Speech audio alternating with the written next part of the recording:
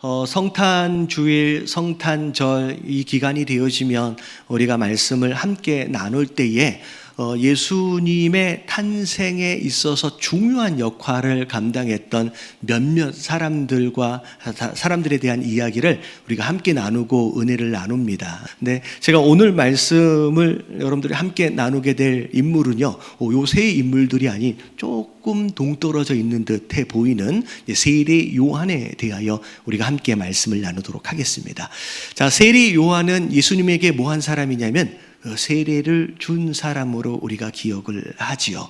근데 단순히 세례를 준 사람으로서가 아닌, 자, 오늘 말씀을 보니까 굉장히 중요한 역할을 감당했다라고 성경이 기록하고 있습니다. 3절을 보니까 줄쳐진데 뒷부분을 보니까, 자, 광야에 외치는 자의 소리가 있다 이르되 너희는 주의 길을 준비하라, 그가 오실 길을 곧게 하라 라고 이제 예언되어져 있었고, 그 예언을 따라 이 땅을, 이 세상을 살아간 사람이 이제 세례 요한이죠. 그래서 세례 요한을 예수님의 탄생하고 함께 연결해서 좀 생각을 해보면, 이 땅에 오시는 예수님의 뭘 준비한 사람이에요? 길을 준비한 사람이에요.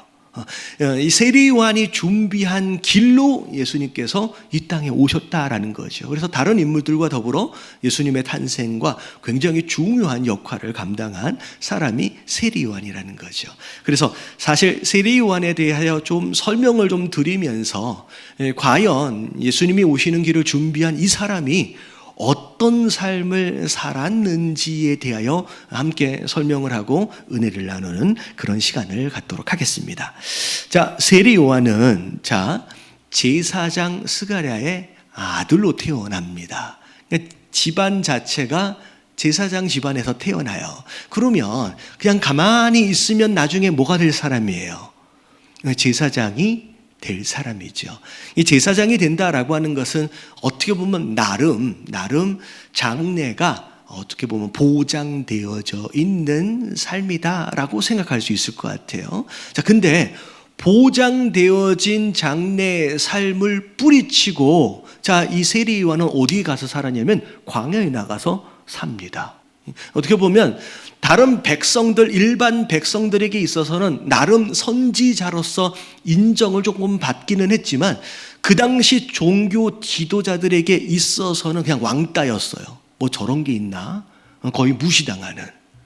그러다가 나중에 보면 불의를 보면 못 참는 사람이 이 세례 요한입니다. 그래서 이 헤롯 왕이 이 잘못된 짓을 하는 것을 보면서 못 참는 거죠. 그래서 왕한테 찾아가가지고 왕한테도 회개하라 그래요. 회개하라. 너 그러면 안 되지. 라고 하면서 어떻게 보면 진짜 목에 칼이 들어와도 나는 할 말은 한다. 라고 올고든 사람이 세례 요한입니다. 이런 사람은 제명에 가기가 쉽지가 않아요. 어떻게 돼요? 그냥 감옥에 갇혀서 나중에 생일잔치상에서 그냥 목이 베어져서 그냥 죽습니다. 근데 중요한 건 하나님께서 이 세례 요한의 삶을 어떻게 보고 계실까라는 거예요. 이 하나님께서는 세례 요한의 삶을 어떻게 평가하실 거라는 것이요. 자, 오늘 세 가지를 말씀을 드릴 거예요. 이것을 통하여 우리가 알고 있는 성공, 우리가 알고 있는 행복, 우리가 알고 있는 지혜의 바른 기준을 세울 수 있는 그런 시간이 됐으면 좋겠습니다. 자, 첫 번째, 1번 같이 한번 읽어볼게요. 다 같이 시작. 세례 요한은 성공한 인생을 살았다. 자, 성공한 삶의 세상적인 기준을 생각해 보면 내가 원하는 걸 이루는 거예요. 내 꿈을 이루고, 나는 어렸을 때부터 뭐가 하고 싶어, 나는 뭐가 되고 싶어, 그런 꿈과 소망이 있다라고 한다면 그걸 이루어내는 라고 이야기할 수도 뭐 있을 것 같습니다. 근데 성경이 말하고 있는 성공한 삶의 기준이 뭘까라는 거죠. 자, 제가 여러분들에게 자주 인용하는 말씀들 가운데 하나가 뭐냐면 주기도문이에요. 예수님이 가르쳐 주신 기도 안에 보면 제일 첫 번째 나오는 간구의 내용이 있습니다. 하나님 이렇게 좀 해주세요 라고 제일 첫 번째 나오는 간구. 여러분, 이 간구는 제일 첫 번째 나오니까 가장 중요한 것을 먼저 구하겠죠. 그 내용을 보니까, 자, 마태복음 6장 10절 말씀 우리 같이 한번 읽어볼게요. 다 같이 시작. 나라가 임하시오며 뜻이 하늘에서 이루어진 것 같이 땅에서도 이루어지이라. 이게 제일 첫 번째 간구이며 제일 중요한 간구예요. 자, 뭐라고 나와요? 나라가 임하시오며. 나라가 임했으면 좋겠대요. 자, 이 나라는 누구의 나라일까요? 이게 하나님의 나라겠죠. 하나님의 나라가 내 삶에 임했으면 좋겠습니다 라고 기도하는 것이 제일 첫 번째 간구예요. 근데 그 다음 내용은 나라가 임하는 것, 하나님 나라가 임하는 게 구체적으로 무엇을 뜻하는지에 대한 설명이 뒤에 나와요. 뜻이 하늘에서 이루어진 것 같이. 여기서 말하고 있는 뜻은 누구의 뜻일까요? 하나님의 뜻이겠죠. 여러분, 하늘에서는요, 하나님의 뜻이 이루어져요. 그래서 하나님의 나라고요. 그래서 천국인 거예요. 이 하나님의 나라와 하나님의 나라는 다른 게 아니라 하나님의 뜻이 온전히 이루어지고 있기 때문에 거길 하나님 나라라고 얘기를 하는 거예요. 그런 것처럼 하나님의 뜻이 이루어지는 그 하나님의 나라, 그게 내 삶에 임한다라고 하는 것은 뭐라고 얘기하냐면 땅에서도 이루어지길 원합니다. 하나님의 뜻이 하늘에서 온전히 이루어지는 것처럼 내가 밟고 서 있는 이 땅에서도 그 하나님의 뜻이 이루어지길 원합니다가 첫 번째 간구고 제일 중요한 기도의 제목인 거예요. 자, 오늘 세례 요한의 삶을 잘 들여다보면 세례 요한은 자기가 원하는 뜻 자체가 아예 없어요. 오늘 3절의 말씀을 보니까 그는 선지자 이사야를 통하여 말씀하신 자라, 다시 말하면 구약에 예언되어진 그 하나님의 뜻대로 그냥 온전하게 살아간 자가 세례 요한이다 라고 소개를 하는 거예요. 심지어 보세요. 광야에 외치는 자의 소리가 있어.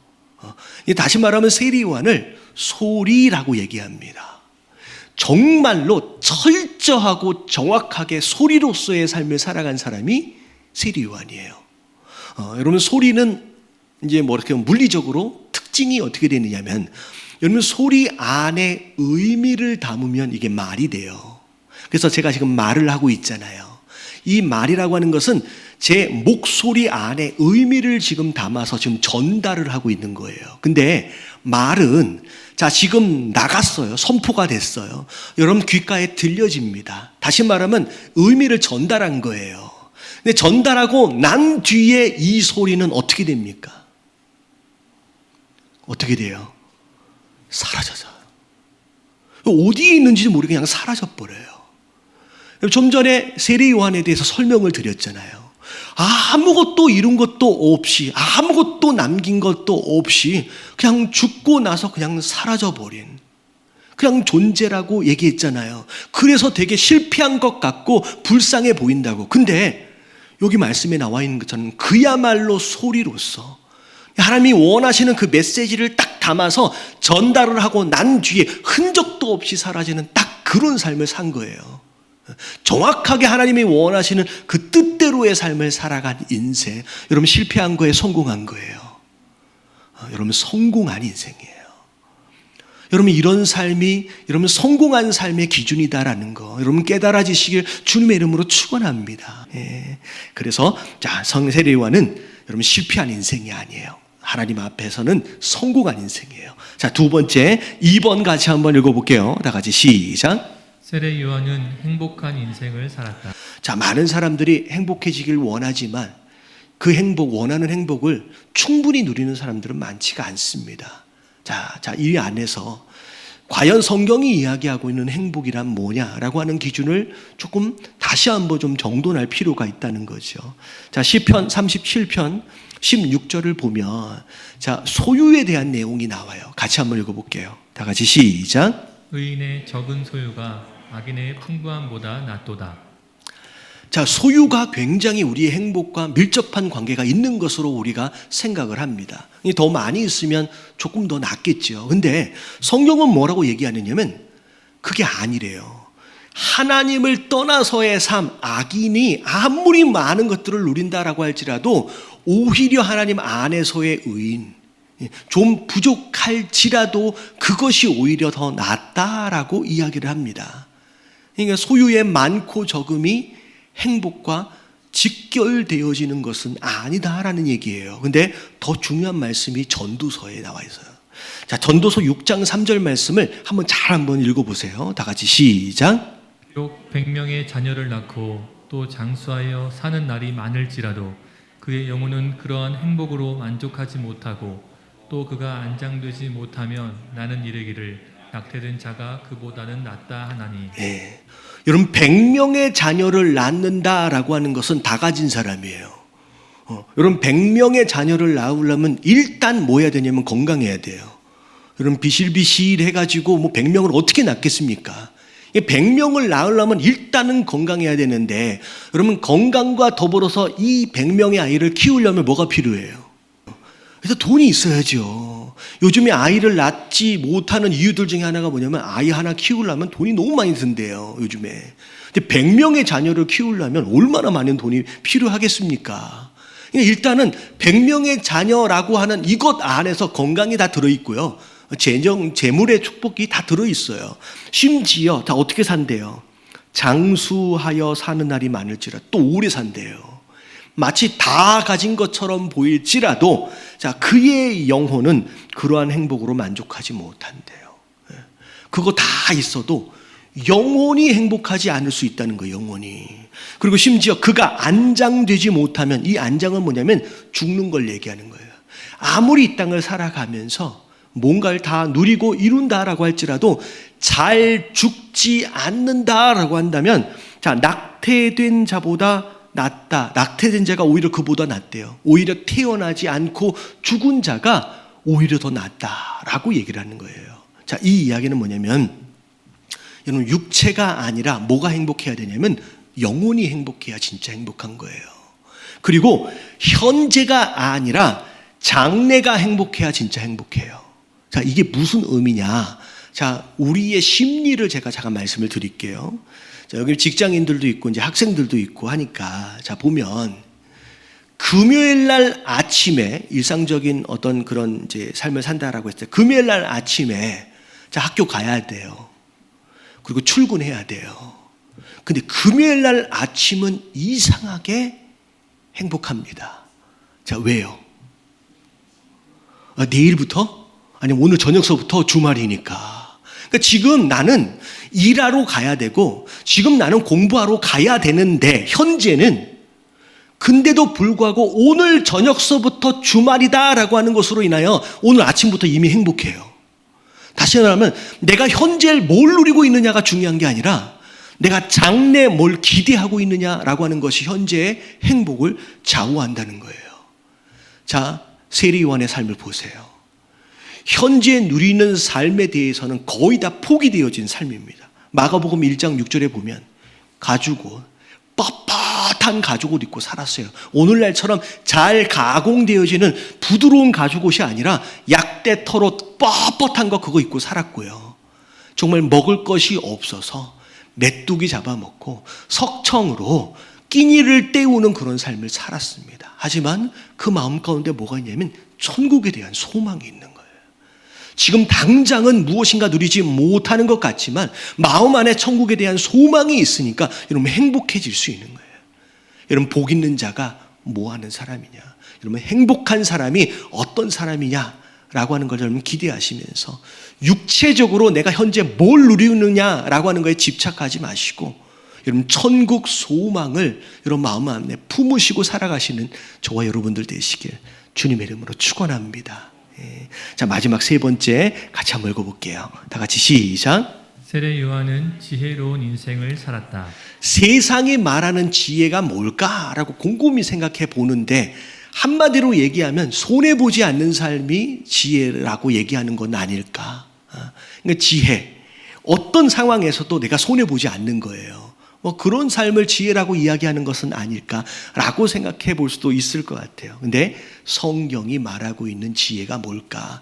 자, 일단 고린도전서 1장 18절에 보면 세상적인 관점에서 볼 때에 우리가 가는 길은요. 자, 어떤 길이냐? 같이 한번 읽어볼게요. 다 같이 시작. 십자가의 도가 멸망하는 자들에게는 미련한 것이요 구원을 받는 우리에게는 하나님의 능력이라. 세상적인 관점에서 볼 때 우리가 가는 길은요, 그냥 미련해 보이는 길이래요. 다시 말하면 우리가 살아가는 삶은요, 항상 뭐 하며 살아갈 수밖에 없느냐? 손해보며 살아갈 수밖에 없는 삶이 여러분 십자가의 도라는 얘기가 되는 거예요. 예. 여러분 손해보며 살기 원하시는 분 아멘 하십시다. 저봐요, 아무도 없잖아요. 예. 근데 우리가 가야 하는 십자가의 도는요, 성경에서 이야기하는 것처럼 미련해 보인대요. 왜? 손해보는 삶을 사니까. 자, 세리 요한의 삶을 보면 요한복음 3장 30절 말씀을 한번 읽어볼게요. 다 같이 시작. 그는 흥하여야 하겠고 나는 쇠하여야 하리라 하니라. 여러분, 흥하는 것이 지혜예요? 아니면 쇠하는 게 지혜예요? 예, 흥하는 게 지혜지요. 여러분, 흥한다라고 하는 것은 뭔가 더 많아진다는 얘기고 더 커진다는 얘기예요. 내가 사업을 하는데 이번 달에 100만 원을 벌었어요. 그러면 다음 달에는 얼마를 벌어야 돼요? 100만 원보다는 조금 더 벌어야 그게 흥하는 거지요. 1년 뒤에 10년 뒤에 더 커져야 흥하는 거지요. 쇠한다는 것은 점점점 적어진다는 얘기고 점점 작아진다는 얘기예요. 근데 세리와는 뭐라고 얘기하느냐면 나는 쇠해야 한대요. 다시 말하면 나는 손해봐야 한대요. 누굴 위해서? 예수님이 흥하기 위해서, 예수님이 흥하기 위해서 나는 쇠해야 된다, 나는 손해봐야 된다 라고 이야기하며 살아간 삶이 세리요한의 삶이에요. 그러니까 어떻게 보면 세리요한의 삶을 다 정리를 해보면 평생 손해보면서 산 삶 같아요. 근데 여러분, 세리요한만큼 지혜로운 삶이 없어요. 여러분, 이 땅 살아봤자 100년이에요. 이 100년을 잘 투자해가지고 영원히 살아갈 삶을 어마어마하게 누린 사람이에요. 보세요. 예수님이 세리요한에 대해서 뭐라고 평가를 하냐면 마태복음 11장 11절 상반절 말씀 한번 읽어볼게요. 다 같이 시작. 내가 진실로 너희에게 말하노니 여자가 낳은 자 중에 세례 요한보다 큰 이가 일어남이 없도다. 여러분, 여자가 난 자 중에, 여러분, 전체를 다 얘기하는 거예요. 인생들을 다 얘기하는 거예요. 모든 인생들 가운데 세례 요한보다 큰 이가 없다, 일어남이 없다. 이 이야기는 모든 인생 가운데 제일 큰 인생이 됐어요. 이게 예수님의 평가예요. 살아봤자 100년이에요. 근데 이 짧은 인생 가운데 잠깐 손해를 본 것 같지만 영원히 살아갈 내세 삶 가운데 어마어마한 명예를 얻습니다.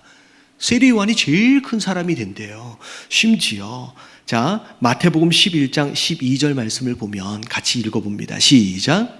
세례 요한의 때부터 지금까지 천국은 침노를 당하나니 침노하는 자는 빼앗느니라. 여러분, 천국은 가만히 멍하고 있다가 어쩌다가 받아지는 게 아니래요. 천국은 누가 차지한대요? 침노한대요. 내가 막 공격하는 것처럼 내가 차지하기 위해서 전쟁을 불사하면서 그것을 내가 끄집어내서 내 것 삼으려고 하는 그런 열정의 사람, 그런 사람이 천국을 차지한대요. 근데 오늘 말씀을 보니까 언제부터예요? 세례 요한 때부터예요. 다시 말하면 천국이라는 걸, 하나님 나라를 정말로 싸워서라도 내 거야 라고 차지한 첫 번째 사람이 누구라는 얘기예요? 세례 요한이라는 사람이에요. 그러니까 성경을 보면 세례 요한이 이 땅을 살아가면서 몇십 년 동안 굉장히 손해보고 바보처럼 살아간 것 같지만 잠깐 살아간 이 세상을 투자해가지고 진짜 중요한 천국을 싸워서라도 얻어낸 진짜 지혜로운 사람이 여러분 세례 요한이라는 거예요. 여러분, 이런 지혜를 가지시게 되길 주님의 이름으로 축원합니다. 자, 우리가 항상 말씀을 드리는 것처럼 여러분, 오는 건 순서가 있어도 여러분, 가는 건 순서가 없다고 여러분, 언젠가 우리는 주님 앞에 서는 날이 있어요. 근데 우리는 양이 서는 줄을 서요. 여러분, 이 심판대는 상급 심판이에요. 여러분, 우리는 심판에 대하여 두려워할 필요가 없습니다. 왜냐하면 우리는 지옥 심판대에 서지 않기 때문에. 근데 우리가 장차 서게 될 상급 심판 앞에서는 우리가 심판을, 지옥 심판을 받지 않기 때문에 두려워할 필요는 없지만 여러분, 여기에서는 부끄러움이 분명히 있어요. 우리가 이 땅을 어떻게 살았느냐에 따라서 분명히 하나님께서 결산하시고 계산하실 거예요. 그 심판대, 그 결산하실 것을 우리가 준비할 필요가 있다는 거예요. 근데 여러분 잘 들으세요. 여러분, 이 결산에도 지혜가 있어요. 여러분, 오해 없이 들으십시오. 심판대 앞에 설 때 하나님께서 계산하실 때 굉장히 중요한 가치로 계산되어지는 게 있어요. 그게 뭐냐면 여러분, 영혼입니다. 영혼. 자, 빌립보서 4장 1절 말씀 한번 읽어볼게요. 다 같이 시작. 그러므로 나의 사랑하고 사모하는 형제들, 나의 기쁨이요 면류관인 사랑하는 자들아, 이와 같이 주 안에 서라. 자, 바울 사도가 분명히 얘기합니다. 내 면류관이 누구다? 너희가 내 면류관이래요. 다시 말하면 바울 사도가 전도한 사람, 바울 사도가 영적으로 돌보고 있는 사람, 바울 사도가 영적으로 기도해주고 관심 갖고 있는 바로 그 사람들이 바울 사도에게 있어서는 면류관이에요. 다시 말하면 우리가 상급 심판을 받을 때 딱 쓰면요, 제일 먼저 무엇으로 결산이 되어지냐면 내가 복음을 전한 것으로 인하여 구원받은 전도된 사람들이에요. 그리고 그런 가운데 내가 기도하고 내가 관심 가져주고 내가 돌봐주고 있는 가운데 내 영적 바운다리 안에서 함께 성장되어지고 있는 바로 그 사람들의 영혼이 내 면류관인 거예요. 여러분, 이게 10점짜리예요. 여러분, 이게 제일 큽니다. 여러분, 찬양하고 하는 거 다 중요해요. 섬기는 거 정말로 중요해요. 근데 여러분, 그 안에서 내가 기도하고 돌보고 영적으로 관리하고 돌보고 있는 그 영혼들이 내 안에 없으면요, 나는 이 땅을 살아가면서 계속 몇 점씩 따고 있는 거예요. 여러분, 1점씩 따고 있는 거예요. 뭐 이런 얘기를 하니까 저 목사 이단인가? 이런 오해하지 마시고 한번 진짜 가서 보면요, 천국 심판대 앞에 서면 제가 지금 무슨 얘기를 하고 있는지 아실 거예요. 제가 봉사를 하지 말라는 얘기가 아니에요. 다 중요합니다. 섬기고 안내하고 하는 거 다 중요해요. 그냥 그 안에서 여러분들이 기도하고 여러분들이 돌보고 여러분들이 전도하고 여러분들이 함께 성장하고 있는 그 누군가의 영혼이 내 안에 없으면요, 나는 지금 1점씩 끌어모으고 있는 상황이에요. 여러분, 이 봉사의 일에도 여러분 지혜롭게 하시게 되길 주님의 이름으로 축원합니다. 바울 사도가 평생 정말 왜 이렇게 열심히 전도하고 목회하고 살았는지를 보세요. 여러분, 지혜로워지시길 주님의 이름으로 축원합니다. 여러분, 얼마 살지 않아요. 100년 금방 갑니다. 오늘 나오고 있는 세례 요한, 누군가 볼 때 그 짧은 세월 정말 그렇게 불쌍하게 간 것 같지만 하나님의 평가는 아예 다른 거예요. 그로 인하여서 구원받은 영혼, 그로 인하여서 회개한 영혼, 그로 인하여 세례받은 영혼, 그걸 하나님께서 전부 다 결산하시는 거예요. 그래서 이 사람보다 더 큰 자가 없다라고 말씀하시면서 평가를 하시는 거죠. 여러분, 천국은 그냥 어쩌다가 주어지는 게 아니에요. 여러분, 신앙생활, 여러분 2021년 마무리예요. 여러분, 2021년도를 또 준비합니다. 여러분, 그래서 제가 얘기하잖아요. 여러분, 교회에서 하고 있는 모든 봉사 가운데 제일 상급이 큰 봉사는 목자 그리고 아이들 돌보는 거예요. 교사. 이게 영혼을 구원하고 영혼을 돌보는 길이기 때문에 이게 제일 점수가 높다니까요. 제가 이상한 이야기를 하는 목사처럼 느껴지신다면 여러분, 가서 확인하십시오. 제가 장담을 합니다. 딱 가서 나는 1점짜리에 목숨 걸다가 그냥 이러고 왔구나 라고 땅을 치지 마시고 정말 지혜롭게 여러분 한 명을 구원하세요. 그리고 그 영혼을 위해서 여러분 기도하세요. 그 영혼을 돌보는 일에 내 인생을 거십시오. 여러분, 점수가 큰 것에 내가 어울리는 하는 게 진짜 지혜로움이에요. 여러분, 깨달아지시길 주님의 이름으로 축원합니다.